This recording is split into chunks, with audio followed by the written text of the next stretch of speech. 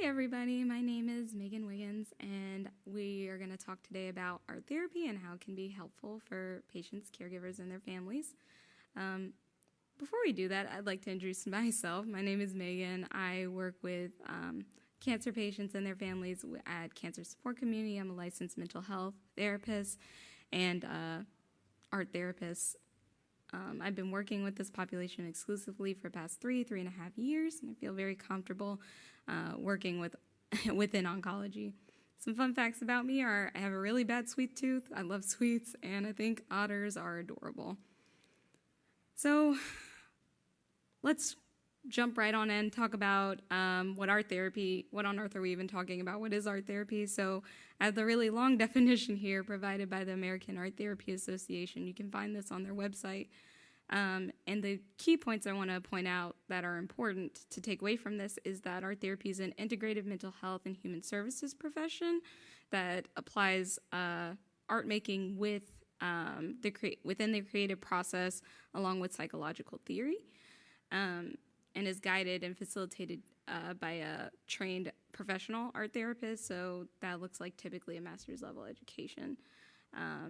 And you can see there's more that we'll talk about, other ways that art therapy can help as far as fostering self-esteem, helping with cognition, sensory motor function, what have you. But yes. So more specifically, if that definition is a little vague over your head, let's look at some things that are not art therapy. I have coloring books here. As much as, I appreciate coloring books and find them inherently valuable, they are not art therapy. I'm not trying to rage war on them or attack them. When you create at home, so a lot of people say I like to paint at home. I consider myself personally an artist, just to relax, to unwind, or pursue art as a hobby, which is wonderful. That's great, but that's not exactly what art therapy is. We define that in the art therapy world as being therapeutic art. It's something that's cathartic. It's helping you relieve stress. You're doing it because you enjoy it. You want to think of, any conversation you have with a person on a given day isn't going to be a therapeutic conversation necessarily, and it's the same with your art making.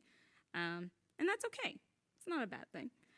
And finally, more importantly, it's not art class. My title is art therapist, not art teacher. I'm not here to help you build a new skill. I'm not here to grade you or judge you on what you're creating. A lot of people are always surprised by that when they come see me for art therapy. That's the one thing. It's like, I thought I was going to learn how to oil paint. Unfortunately, that's not what I'm here to do. So let's look a little bit then at what is art therapy. You're typically creating a specific image with a trained professional, and that's not just what an art therapist will ask you to create. That's also considering the material choice that you'll be asked to utilize.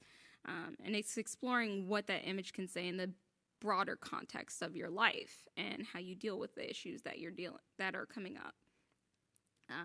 Like I said, you're creating something specific, and anything that's given to you is going to be based on your specific needs and where we need to see growth and development. We have specific training to help guide you through the creative process. It's not as simple as, here's some crayons, I want you to color, and we'll talk about it. No, everything is very intentional. There's always a reasoning or rationale for what we're doing in order to guide you to understand what the art is saying about on a deeper, more subconscious level.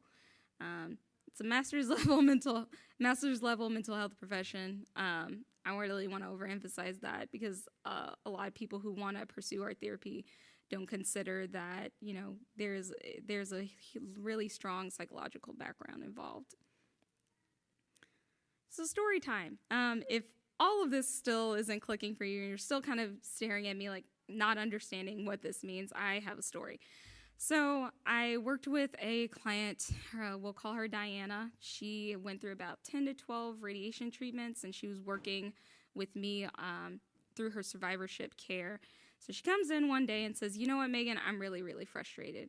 I ask her to tell me what she's frustrated about.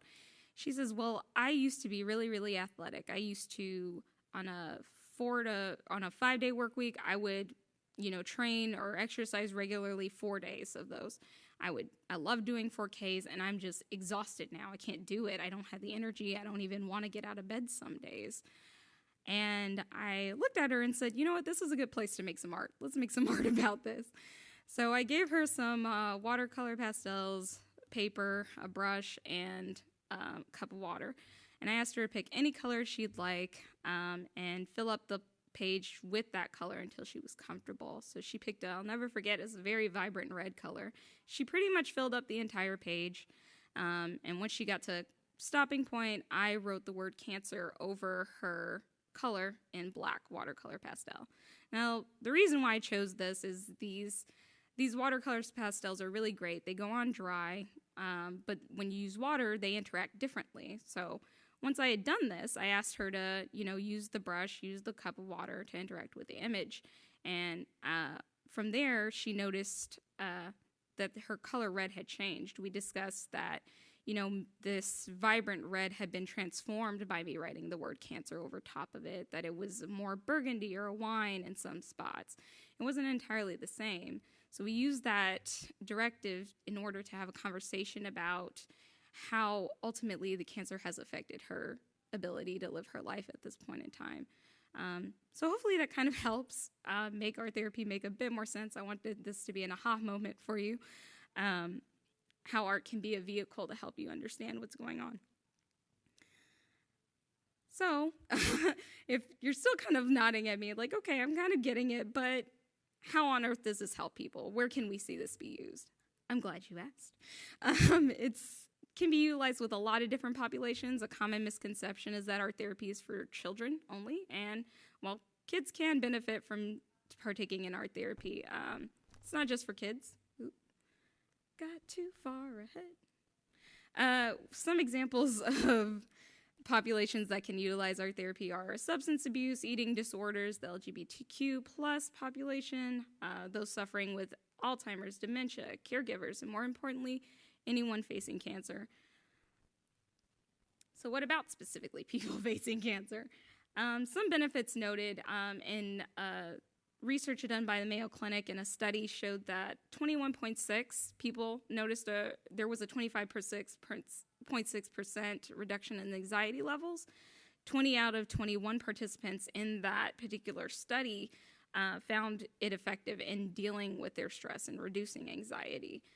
So that cortisol, that stress hormone does go down. Increased insight into your problems and increased self-awareness.